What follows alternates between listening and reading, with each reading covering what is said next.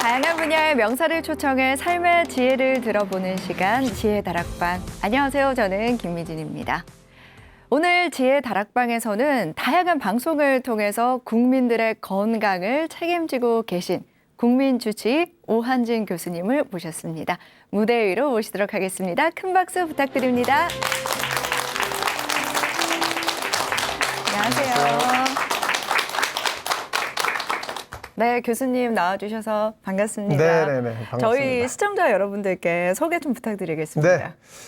안녕하세요. 오한진입니다. 을지대학병원의 교수로 재직 중입니다. 또 여러 군데 방송에 나와서 국민 여러분을 위해서 뭐 건강 정보라든지 상식이라든지 하는 것들을 설명해 드리고 있습니다. 네. 저는 교수님 참 다양한 프로그램에서 뵀었거든요. 진짜요? 네. TV뿐만 아니라 라디오도 네. 다양한 강연까지 진행하고 계시는데 이렇게 많은 일정을 소화하시는 것도 힘드실 것 같은데 네. 이 중에서도 가장 좋아하는 그런 일정도 있을까요? 있죠. 뭐 바쁠 정도는 아니고요. 그냥 그럭저럭 다닐만 해요. 네. 여기저기 다니는 재미가 있고 가장 좋은 거는 사람 만나는 거예요.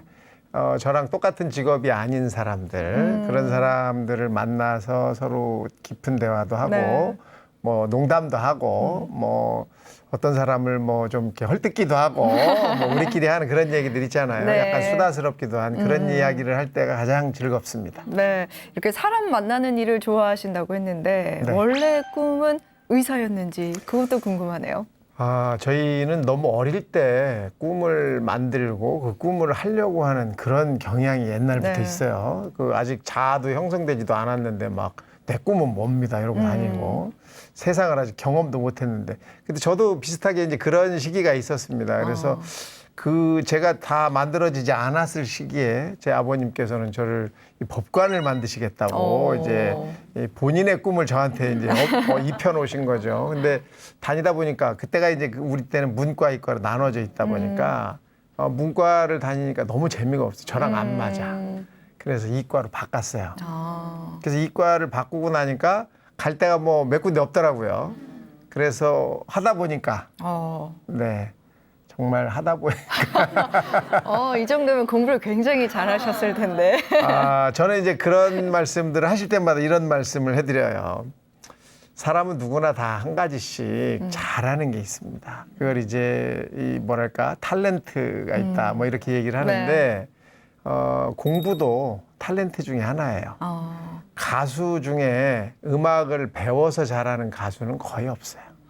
맞아요. 그 미술가 중에 그림을 배워서 잘 그리는 분 거의 없습니다. 이게 실제적으로 본인이 갖고 있는 묘한 유전자의 영향 뭐 이런 것 때문에 갖고 나오는 그런 어떤 기가 막힌 특기들이 있는 거거든요. 저도 그런 게 하나 있었던 것 같아요. 그래서 부모님이 주신 거니까 감사하죠. 네. 그 덕에 이렇게 이제 여러분들 앞에 서 있으니까 감사한데 그렇지 않은 분들도 희망을 버리실 필요가 없어요. 왜냐하면 여러분들 속에도 그게 있어요. 뭔가가 다 있다니까. 여기 뭐 다 있어요. 노래 잘하시는 분이 있는데 아직 방송에 안 나가 있을 뿐이지 다 있다고. 예, 다 있습니다. 네. 많은 분들이 탤런트를 찾기를 또 바라고요. 또 의사님, 또 교수님으로 재직하면서 다양한 방송을 지금 하고 계시는데 이것도 하나의 탤런트이지 않을까 이런 생각을 해보는데요. 맞습니다. 이거 뭐 배워서 되는 거 아니죠, 사실은. 근데 이제 해보면 저도 사실 제가 초등학교 때 음악 선생님께서 앞으로 나와서 노래하라 그랬을 때 제가 나가면서 울었어요. 왜? 수줍어서 노래를 못해서 울어서 그래서 들어가! 그랬던 사람인데 그게 이제 그런 경험을 조금 일찍 경험을 해보니까 그게 나가서 하는 것도 별로 그렇게 부끄러운 거 아니더라. 다른 사람도 나랑 비슷하더라. 내 노래나 그 사람 노래나 뭐. 이게 이제 알게 되는 거죠. 그래서 여러분들의 자제분들이 지금 있으시다면 그런 경험을 미리 할 수 있도록 자꾸 기회를 만들어 주시는 게 도움이 되실 것 같아요. 이런 거가 좀 교수님의 인기 비결일까요? 이렇게 밖에 나가서 노래도 먼저 할 수 있고 또 먼저 말을 걸 수 있는 그런 것들이 교수님을 방송에서 많이 보게 하는 그런 인기 비결이 아닐까 이런 생각을 해보는데요. 네, 뭐 철면피라고 그러죠.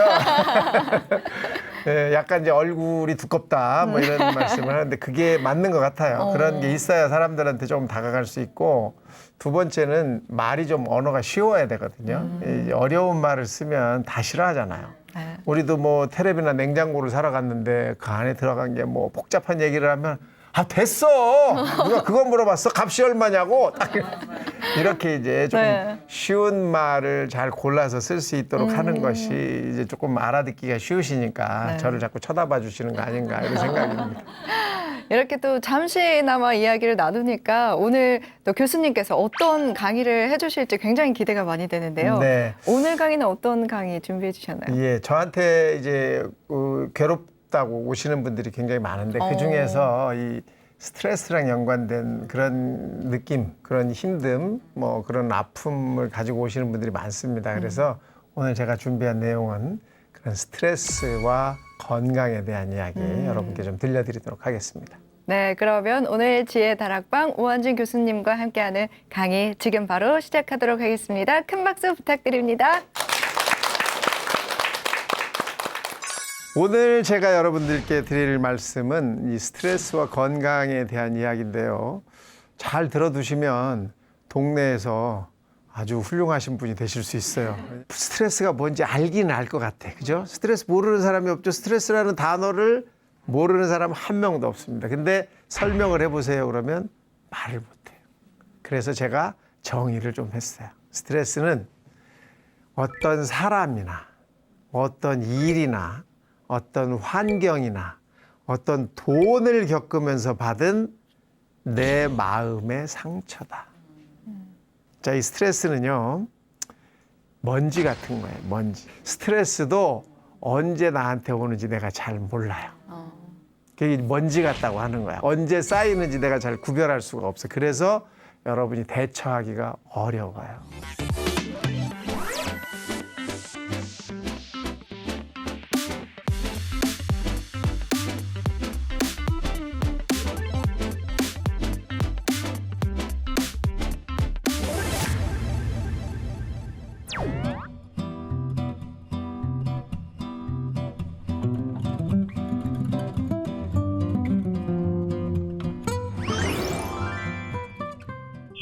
네, 안녕하세요. 오한진입니다. 오늘 제가 여러분들께 드릴 말씀은 이 스트레스와 건강에 대한 이야기인데요. 잘 들어두시면 동네에서 아주 훌륭하신 분이 되실 수 있어요. 왜냐하면 이것 때문에 고생하시는 분이 워낙 많기 때문에 요거 잘 듣고 모이는 데 가셔서 이런저런 이야기 하시면 스타 됩니다. 자, 이 스트레스라는 게 뭐냐? 이게 이제 굉장히 궁금한 이야기예요. 사실 스트레스라는 것은 원래 의학 용어가 아닙니다. 원래는 물리학 용어고 이 스프링을 이렇게 잡아당겨 놓으면 원래 상태로 돌아가려고 하는 힘을 스트레스라고 그래요. 근데 이제 그것이 점차 변해서 이제는 의학 용어가 됐죠. 그래서 이 의학적으로는 뭐 충격에서 벗어나려고 하는 현상이나 힘을 우리가 스트레스라고 한다 이렇게 돼 있고 그러다 보니까 이제 이게 현재 스트레스는 뭐고 원시 시대의 스트레스는 뭐냐 이게 이제 구별이 돼요. 옛날부터 우리는 스트레스를 받고 살았으니까 인류가 시작됐을 때부터. 그래서 원시 시대의 스트레스는 크게 두 가지입니다. 하나는 굶어 죽느냐. 먹을 게 없어서 죽을 수 있죠. 그다음에 두 번째는 큰 동물한테 잡혀 먹히느냐. 이게 이제 굉장히 큰 위협이에요. 내가 죽고 사는 거에 대한 위협이기 때문에 이게 스트레스가 됐어요. 그래서 이런 스트레스가 오면 내 몸이 스트레스 반응을 하는 거예요. 그거랑 똑같은 반응을 하겠대요. 근데 현대인은 지금 우리나라에 가끔 무슨 뭐 정말 사회적인 도움이 전혀 없는 상태에서 집안에 먹을 게 없어서 돌아가시는 분이 정말 1년에 한 번 정도 우리 신문 이런 데 보이죠. 근데 대부분의 사람들은 뭐 동사무소라든지 뭐 구청이라든지 하는 데 가면 다 도움을 주잖아요. 그죠? 긴급 생활자금도 주고 우리가 먹고 사는데 불편이 없어. 그것 때문에 죽을 일은 없어요. 그러니까 그런 스트레스는 없어진 거고 큰 동물도 지금 우리 집에 안 오죠. 그죠? 곰 옵니까? 호랑이 와요? 안 오잖아요. 그러니까 그런 동물에 대한 위험도 없어요. 근데 이제 현대인은 그거 말고 아주 정말 괴로운 스트레스가 크게 있죠. 하나는 이 복잡해지는 사회 구조 속에서 우리가 인간관계에 있어서 힘들어요. 그 인간관계가 너무 괴로워. 내 바로 옆에 있는 가족이 있죠. 뭐 부인도 있고 남편도 있고 자식들도 있고 또 부모들도 있고 이런 이제 가족적인 그 인간관계도 있고 친구도 있고 또 사회적인 내 동료도 있고 직장에서의 친구들도 있고 이런 인간관계가 어려워요. 그런 일들을 자주 겪고 산 사람은 견딜만 하지만 그렇지 않은 처음 사회에 나가거나 그런 경험 없이 세상에 탁 떨어진 사람들은 인간관계가 굉장히 어려워요. 어떻게 저 사람하고 나하고 엮어야 되는지를 잘 모릅니다. 두 번째가 돈이에요, 돈. 사실 뭐 돈이 모자라는 경우는 있을지 몰라도 아예 없는 경우는 또 없잖아요, 우리가. 아예 없지는 않아요. 근데 남하고 비교해 보면 너무 모자라다. 누구는 강남에 뭐 몇 평 아파트에 산다는데 뭐 그게 30몇 억이라는데 나는 30몇 억이라는 돈은 본 적이 없어요. 그죠? 아니 어디 1억 떨어져 있는 거 1억이 어디 떨어져 있어요? 떨어진 건 500원이야. 그죠? 이러다 보니까 이제 내가 가지고 있는 것과 남이 가지고 있는 거의 차이. 그래서 부족한 부분 또 상대적으로 모자라다 이렇게 느껴질 때 괴로움이 오는 거죠. 그래서 이런 이 현대에서의 이 스트레스를 주는 여러 가지 요인은 조금 다르다 이거예요. 그래서 이런 것들이 우리를 괴롭히는데 그래서 이제 과학자들이 사회학자들이 사람은 왜 스트레스를 받을까를 고민하다가 20세기 초반부터 점수를 매기기 시작했어요. 스트레스를 1점짜리부터 100점짜리까지 나눠가지고 1점짜리는 뭐고 100점짜리는 뭔지 스트레스 점수를 매겼어요. 그래서 100점짜리가 뭐냐 하면 배우자가 죽는 거예요. 그게 100점짜리입니다. 굉장히 슬프겠죠? 1점짜리부터 100점짜리까지 나눠보면 그런 이제 상황이 되는데 우리나라는 조금 달랐어요. 배우자가 죽는 것보다 더 슬픈 일이 있었어. 그게 뭐예요? 자식이 죽는 거예요. 그래서 이게 다른 나라와 조금 다르게 자식과 부모가 너무 끈끈하게 붙어 있어요. 이게 이제 사회적으로도 문제가 됩니다. 이게 자식과 부모가 너무 붙어 있어서 그래요. 이게 이렇게 떨어져야 돼요. 이게 떨어져야 되는 이유가 이 사이에 다른 자식이 들어올 수 있어요. 우리나라의 젊은이는 다 내 자식이다. 이렇게 생각을 해야 밖에 나가서 그런 사람들을 만나면 밥이라도 한 그릇 더 사주려고 하고 뭔가라도 더 해주려고 하는 이런 사회적인 이런 어떤 유대감 이런 게 생기는데 이게 둘만 붙어 있으니까 사이에 낄 수가 없어요. 그래서 이제 우리는 앞으로 이게 이렇게 벌어질수록 사회적인 스트레스도 줄고 사회적인 차이도 줄고 공정한 사회가 올 수 있습니다. 그래서 부모 자식 사이가 조금 떨어질 필요가 있어요. 그다음에 이 생활 스트레스 중에 괴로운 것들이 이제 여러분들은 맨날 겪죠. 사회를 다니면서 이 버스는 왜 내가 내리려고 하는 데는 안 쓰고 꼭 더 가서 쓰거나 그 전에 서가지고 날 걸어가게 하나? 전철역은 또 왜 하필 거기 있어? 뭐 이런 것도 있고 내가 다니는 직장은 왜 월급이 안 올라? 뭐 집값은 왜 거기가 그렇게 많이 올랐어? 이런 게 이제 스트레스가 될 수 있죠. 그래서 그런 점수를 매겨서 하나씩 이제 구분을 했었는데 해보니까 1점짜리도 스트레스이기는 한 거예요. 50점짜리도 스트레스이기는 한 거고. 그래서 이 점수를 먹이는 게 그렇게 큰 뭐는 아닌 것 같다. 이런 생각을 이제 해보는 거죠. 자, 이 스트레스는요. 먼지 같은 거예요. 먼지가 뭔지 아시죠? 먼지. 집안에 여기는 뭐 방청객이 오늘은 남자가 한 명도 없어요. 자, 먼지가 하루 중에 언제 우리 집에 쌓일까요? 그럼 대답을 안 해. 객관식으로 1번 오전에, 2번 오후에, 3번 한밤중에. 자, 1번 손 들어보세요. 없네. 2번 손 들어봐요. 오후에 한 명. 3번. 그걸 어떻게 알아요? 여러분 쳐다보고 있어? 먼지가 언제 쌓이는지 안 쳐다보고 있잖아요. 그냥 어느 날 찍어보면 먼지가 있는 거야. 그죠? 스트레스도 언제 나한테 오는지 내가 잘 몰라요. 그게 먼지 같다고 하는 거야. 언제 쌓이는지 내가 잘 구별할 수가 없어. 그래서 여러분이 대처하기가 어려워요. 그래서 이런 이 스트레스를 잘 극복하면 내가 또 굉장히 훌륭한 사람이 돼요. 그래서 스트레스를 극복하느냐, 스트레스한테 지느냐에 따라서 내가 정말 멋진 사람이 되느냐, 아니면 그냥 또 그것도 못하고 그냥 쓰러지는 사람이 되느냐를 또 견디게 하는 그런 힘이 이 스트레스예요. 그래서 여러분들은 스트레스를 잘 견뎌 나갈 필요가 있는 거죠.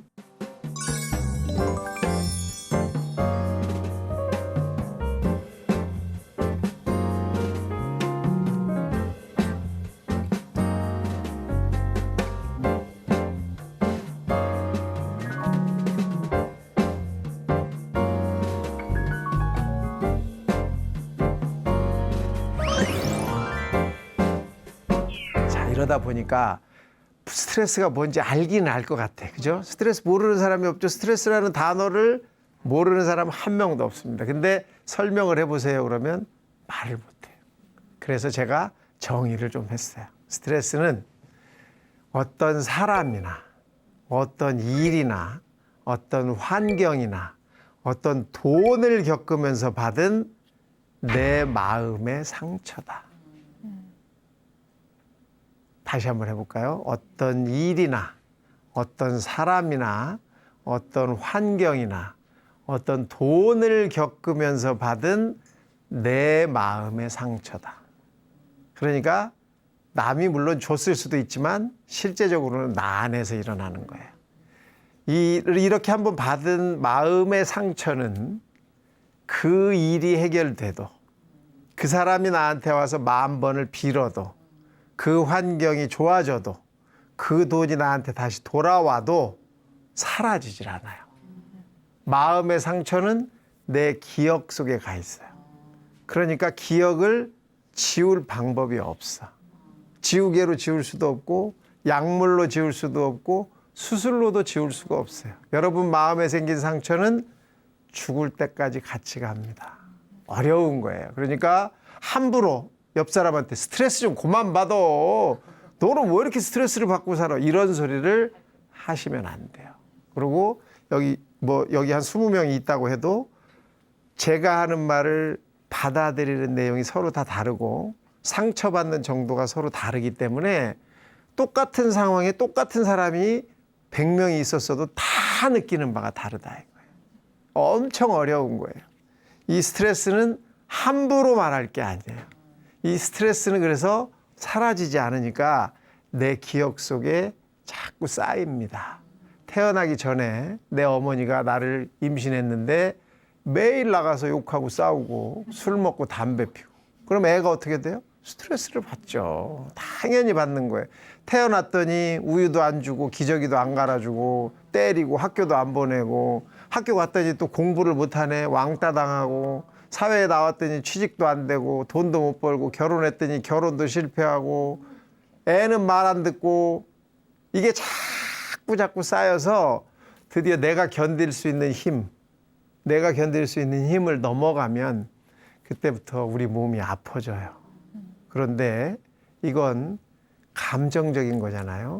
여러분 몸에는 아무런 표시가 안 납니다. 그래서 병원에 가서 어떤 검사를 해도 병명이 안 나와요. 근데 나는 괴로워. 이게 어려운 거예요. 이 스트레스에 의한 이 병이 정말로 어려운 거예요. 그래서 예전에는 그냥 뭐 신경성이네, 마음의 병이네, 아유 그냥 살아요. 신경 좀 그만 쓰고 살아. 이렇게 얘기를 했지만 지금은 그게 아니죠. 이제는 어느 정도 구별을 할 수 있고 확인할 수 있고 그래서 그거에 맞춰서 처방도 할 수 있어요. 근데 그렇지 않고 그냥 내가 참고 살아야지 이러고 사시는 분이 너무 많고 힘든데도 병원에 가도 병원에서 모른다고 하니까 괴로워지는 경우가 많습니다. 자, 여러분 트라우마라는 것도 들어봤죠? 트라우마는 스트레스 중에 제일 왕을 트라우마라고 그래요. 내가 아들하고 둘이 밥 먹고 나와서 잘 걸어가고 이제 다 산책을 하고 있는데 느닷없이 차가 와서 우리 아들이 치여가지고 내 눈앞에서 죽었다. 이런 걸 트라우마라고 하는 거예요. 견딜 수 없어. 스트레스 중에 하나. 이 트라우마는 3대가 유전이 돼요. 트라우마를 받으면 그런 스트레스는 엄마와 아빠, 즉 나와 또는 내가 여자면 여자일 경우도 있잖아요. 내가 남자만 아니잖아. 그럼 남자나 여자나 다 스트레스를 받으면 생식기관에도 스트레스가 돼요. 그래서 남자는 정자의 스트레스가 빡 찍혀요. 여자는 난자의 스트레스가 빡 찍히는 거예요. 그래서 아이가 임신이 됐다. 그럼 그 아이는 한쪽에서 스트레스를 받고 온 거예요. 그런데 엄마가 임신하고 있는 상태에서 스트레스를 받았다. 근데 그 뱃속의 아이가 여자였다.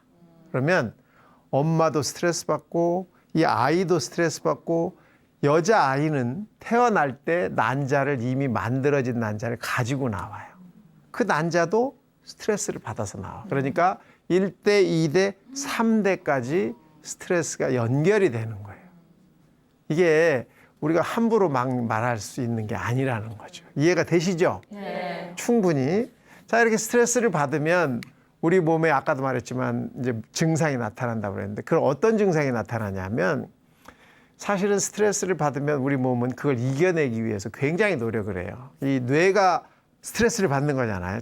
정서적이고 감정적인 거니까 뇌가 그걸 이기기 위해서 스트레스 호르몬도 만들고 마약도 만듭니다. 그리고 또 이걸 이겨내기 위한 행복 호르몬 뭐 이런 걸 만들어요. 그래서 막 이겨내 보려고 하는데 아까 말씀드린 대로 쌓여서 내가 견딜 수 있는 힘을 넘어가면 지금 말한 이런 스트레스 호르몬, 마약, 행복 호르몬 이런 거는 더 이상 소용이 없어요. 그때는 자율신경이 일을 못하게 됩니다.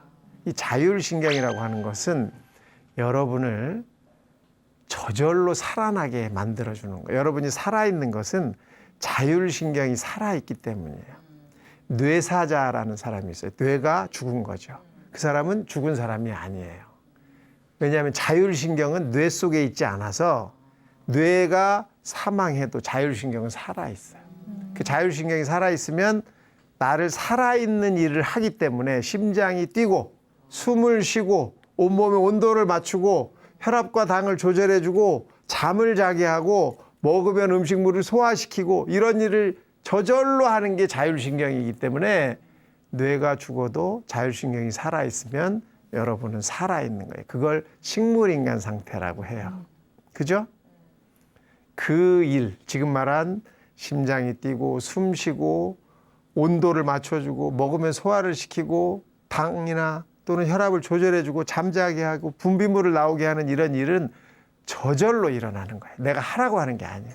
저절로 이걸 잘 만들어주는, 저절로 잘 조절해주는 게 자율신경이에요. 근데 이 자율신경이 스트레스를 받을 때만 일을 못해요.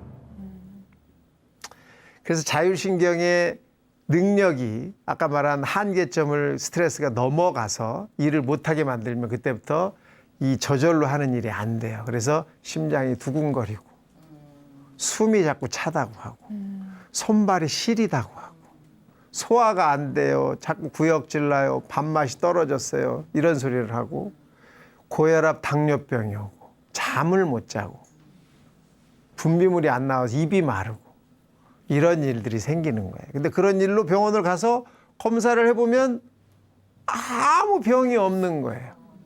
그러니까 너무 괴로운 거예요. 너무 괴로워. 나는 틀림없이 불편해서 갔는데. 그래서 스트레스는 병도 일으키고 나를 괴롭게 합니다. 자, 스트레스를 받으면 우리 몸은 어떻게 변하느냐 하면 원시시대의 스트레스가 두 개였죠. 굶어 죽거나 큰 동물이 나거나. 굶어 죽을 때는 별로 표시가 안 나요. 동물이 나타나면 내 앞에 호랑이가 나타났다. 이렇게 멀쩡히 서 있는 사람이 있을까요? 저 호랑이 나타났는데 어떻게 되죠?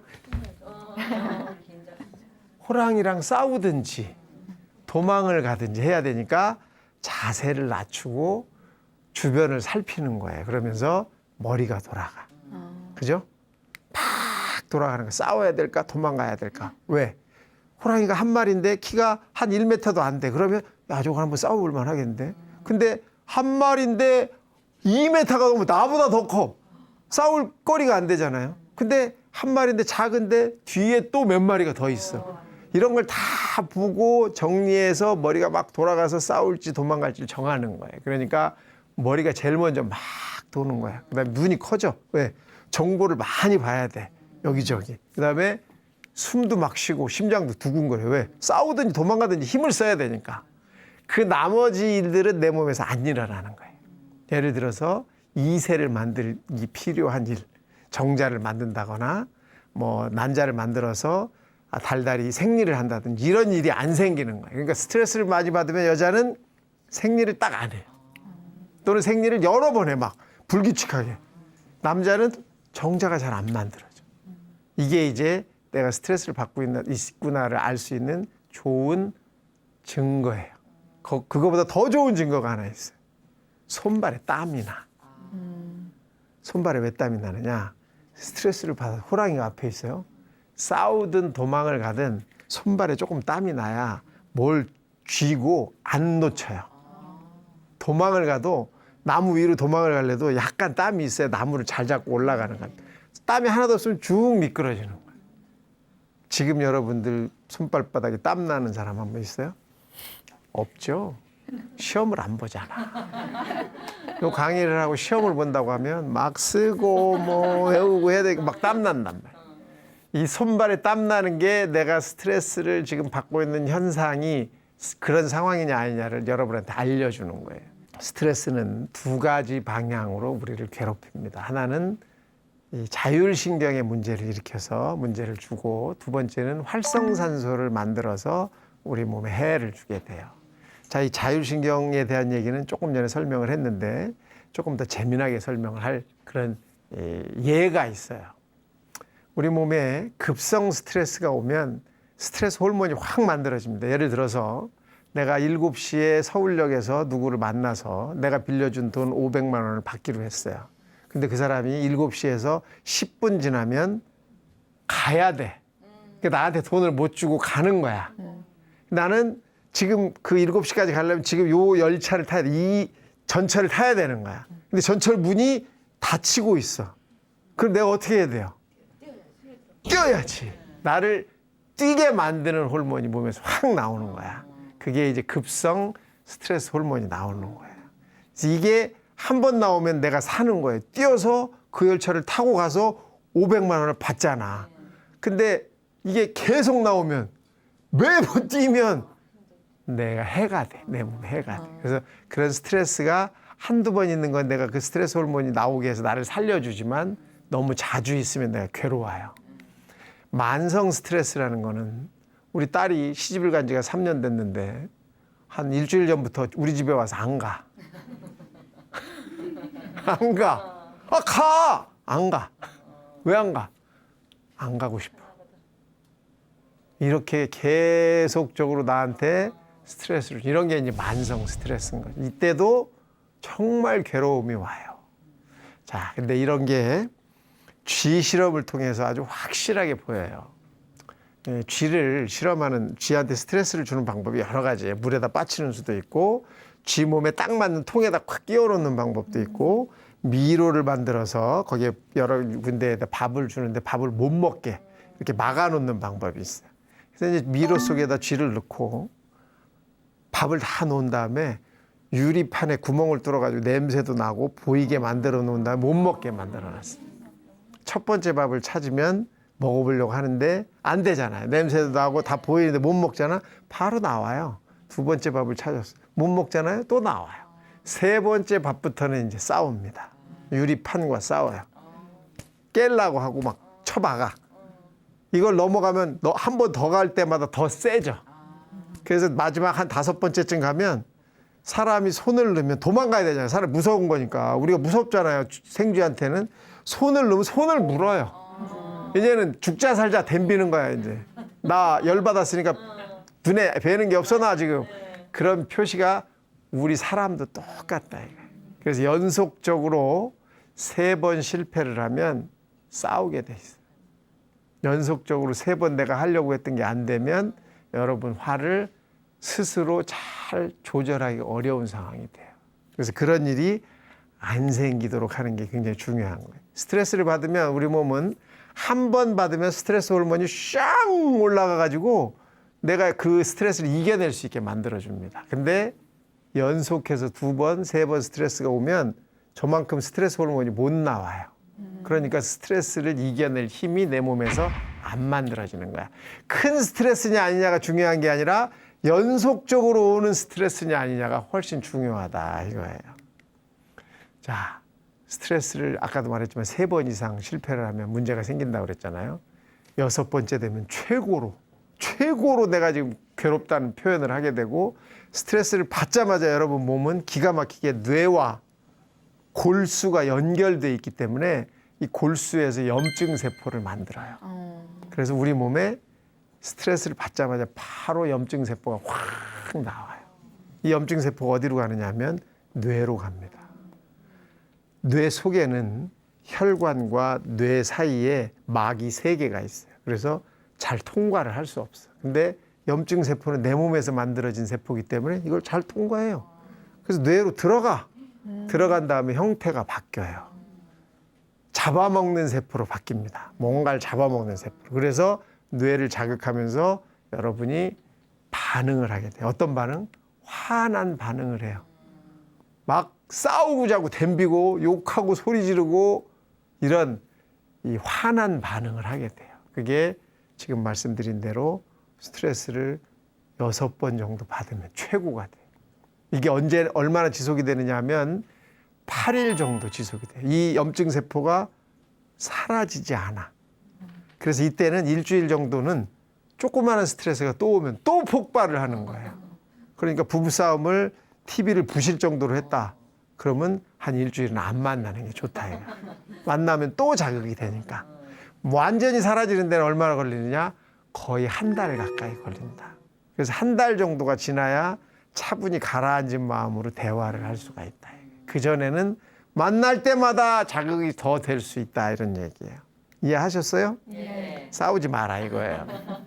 스트레스를 받으면 우리 몸 모든 곳에 영향을 주고 면역 체계에도 영향을 주기 때문에 스트레스가 많은 사람은 쉽게 질병도 많이 걸리고 질병이 오래된 사람은 스트레스를 또 더 잘 받아요. 같은 일에 있어도. 그래서 이게 서로 연결이 된 거야.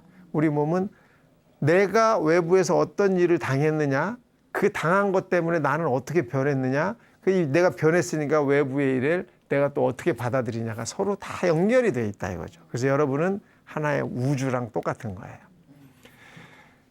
쥐 실험을 또 해봤는데 생쥐를 조그마한 생쥐 가둬놓는 그 안에다 넣어놓고 밑에다가 쇠판을 깔고 전기를 흘려요. 그리고 생쥐를 톡 집어넣으면 생쥐가 쇠판에 발이 닿으면 전기가 찌릿찌릿 흐르는 거예요. 계속 점프를 해요. 이 점프를 한 30분에서 1시간쯤 되면 쥐가 죽어요. 그렇게 스트레스를 그렇게 받으면 사람도 만만치가 않은 거죠. 사람은 자기를 해야 합니다. 스트레스가 너무 크면 스스로 문제를 유발해요. 정말 해서는 안 될 그런 생각을 하게 만든다 이거예요. 그래서 여러분들도 악플 달린 연예인들 예를 많이 봤잖아요. 그러니까 서로 마음에 상처를 주는 일을 하면 안 된다는 거예요. 자, 스트레스에 의한 증상, 아까도 초기 증상은 얘기를 했어요. 심장이 두근거려요, 숨이 차요, 소화가 안 돼요, 손발이 차요, 혈압이 올라갔어요, 당뇨병이 생겼어요, 잠을 못 자겠어요, 입이 말라 이런 얘기를 했죠. 그보다 조금 더 지나 스트레스가 더 오래되면 머리가 아파요, 뒷목이 뻣뻣해요, 목에 가래가 걸린 것 같이 안 떨어져요, 잠을 못 자겠어요, 귀에서 소리가 나요, 어지러워요, 이런 소리들을 하게 됩니다. 이게 이런 소리를 하면서 병원에 왔는데 거기만 검사를 하는 거야. 귀만 보거나 방광만 보거나. 그러니까 거기하고 관계가 없잖아요. 못 찾는 거예요. 어떤 분은 저한테 와서 저는요 지금 4개월째 기침을 하는데 선생님 제발 좀 이 감기 좀 낫게 해주세요. 감기는 치료하면 2주 걸리고 치료 안 하면 보름 걸리는 병이에요. 근데 3개월을 내가 그거는 기침을 하는 거지 감기가 아니란 말이죠. 이런 것들을 알아줘야 되는데 의사 선생님도 모르시는 분이 많다 이거예요. 의사 선생님들도 다르잖아요. 전공도 다르고 공부한 것도 다르고 그러다 보니까 놓치는 경우가 많고 그중에 굉장히 많은 부분이 이 스트레스와 연관된 증상들이더라 이거예요.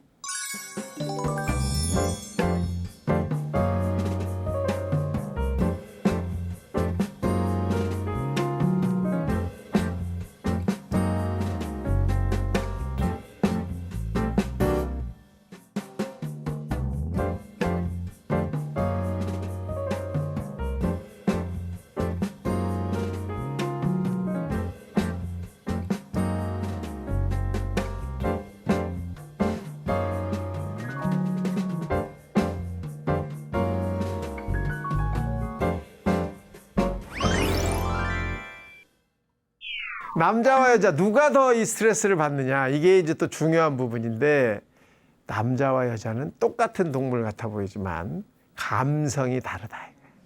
감성이 다르다 이거야. 남자는 1, 여자는 10 정도로 차이가 있다. 그래서 남자와 여자가 비교를 하는 것은 좀 그렇지만 이건 이제 일반적인 얘기예요. 남자는 기분이 좋다가 1점밖에 없어요. 이 1점에 다 기분이 좋다. 아침에 탁 문을 열었더니 시원한 바람이 불고 앞에 막 뭉게구름이 있고 이야 오늘 기분 좋네. 이것도 기분 좋아. 1점이고 어디에 응모를 했는데 100만 원이 됐어. 우와 100만 원이 됐네. 그것도 1점이야. 그러니까 남자는 그냥 기분이 좋으면 다 1점이야. 근데 여자는 1점도 있고 5점도 있고 10점도 있는 거예요. 이 차이 때문에 남녀가 계속 차이가 나요. 남자는 100만 원 언제 100만 원 받았더라? 여자는 그게 그렇게 잊어지지가 않아요. 100점짜리 10점짜리니까. 그래서 이 차이가 수도 없는 차이를 남녀 차이를 줍니다. 이런 차이가 이제 여러분을 더 스트레스 받게 하거나 조금 덜 스트레스 받는 형태로 만들어주는 거예요. 이 스트레스 때문에 병원에 오는 사람은 여성이 남성의 한 대여섯 배가 많아요. 남성보다 여성분들이 감성적이다 보니까 감정에 상처받을 일이 훨씬 많다 이거야. 근데 그걸 받아도 또 참아내기도 잘 참는 거예요. 그래서 아픈 듯 하다가 안 아픈 듯 하다가 그러니까 병원도 안 오고 그냥 버티고 하다가 더 이상 못 버틸 정도로 땅 올라가면 그때서 이제 들어눕는 거죠. 엄마들이 머리에 흰띠 두르고 들어눕는 거. 왜 수건을 여기다 두를까요? 딴 데다 두르면 몰라. 목에다 두르면 모르고 팔에다 둘러도 몰라요. 여기다 둘러야 이 사람이 아프구나를 아는 거야. 표시를 내는 거야. 그래서 이게 여러분의 감성이 어떠냐가 바로 스트레스랑 즉각 연결이 되는 거예요. 이 감성이 어떠냐를 다른 말로 하면 성격인 거예요. 내 성격이 예민하냐, 내 성격이 예민하지 않느냐에 따라서 내가 스트레스를 잘 이겨내는 사람이냐 아니면 스트레스를 받으면 자꾸 아파지는 사람이냐 결정이 돼요. 자, 오늘 제가 이제 드린 말씀은 스트레스가 무엇이냐, 또 스트레스를 받으면 우리 몸은 어떻게 되느냐, 어떤 사람이 스트레스를 더 잘 받느냐 이런 이야기를 제가 했습니다. 스트레스를 다시 한번 정의를 해드리고 끝낼게요. 스트레스는 어떤 일이나 어떤 사람이나 어떤 환경이나 어떤 돈을 겪으면서 받은 내 마음의 상처를 말합니다. 그러니까 남이 준 거일 수도 있지만 사실은 내 안에서 일어나는 일이에요. 그러니까 여러분이 나는 어떤 문제 때문에 스트레스 상태에 처해 있나를 한번 곰곰이 생각해 보실 필요가 있습니다. 네, 오늘 제가 드릴 말씀은 여기까지입니다.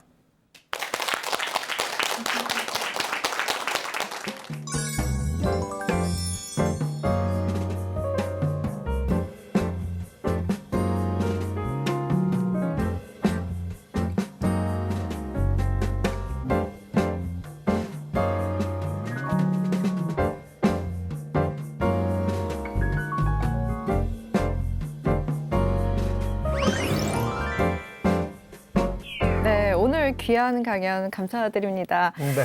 사실 저희가 스트레스가 안 좋은 거는 알고 있지만 구체적으로 뭐다라는 거는 정의 내리지 못했거든요. 쉽진 않죠. 네. 쉽지 않고 그냥 막 생각하는 스트레스야 그냥. 넌 저리 가. 너 스트레스야. 이렇게 이제 생각하시는 분들이 많은데 곰곰이 생각해 볼 필요가 있는 거죠. 여러분들이 어떤 상황인지. 그러면 교수님도 참 다양한 활동을 하고 계신데 네. 이렇게 사람들을 만날 때마다 혹시 스트레스를 받으신 적 이럴 때가 많으시겠죠? 많죠. 이렇게 질문하면 스트레스예요. 그죠? 이런 스트레스예요. 그죠? 예. 그래서 우리가 일반적으로 살면서 스트레스를 안 받는 사람은 없죠. 아무도 없습니다. 갓난아기도 받고 뭐 학교를 다니는 아이들도 받고 학교 가기 싫어하는 아이들 많잖아요. 배 네. 아프다 그러고 다 스트레스가 있어서 학교 안에서 뭔가가 있는 거예요. 걔가 가서 불편한 일이 있는 거거든요. 이런 걸 우리가 잘 살펴줘야 되는데 그런 살펴줌이 부족하면 그 아이를 그대로 거기에 자꾸 노출시켜서 더 힘들게 만들 수 있어요. 그래서 네. 우리끼리도 또는 사람들 우리 모임에서도 불편해하는 사람이 없는가를 우리 스스로도 잘 볼 필요가 있어요. 그분한테 우리가 이 감정적으로 좀 괴롭히는 건 아닌가 이런 생각도 좀 해볼 필요가 있는 거예요. 네. 교수님께서는 자기 스스로 있을 때 스트레스를 안 받는 것은 불가능하기 때문에 해소할 수 있는 방법이 그렇죠. 좀 중요하다. 그것을 잘 아는 것이 중요하다라고 얘기를 해주셨는데 그 이야기도 이제 곧 해주실 건가요? 안 하고 하려고 그랬더니 그걸 안 하면 안 되겠어요. 네. 예, 해드려야죠. 그러면 다음 강연 때 네네. 스트레스를 해소하는 방법, 네. 잘 관리할 수 있는 방법에 대해서 이야기도 나누도록 하겠습니다. 오늘 알찬 강연은 여기서 마무리하고요. 다음 이 시간에도 교수님과 함께 알찬 강연으로 찾아뵙도록 하겠습니다. 함께해 주신 여러분 고맙습니다.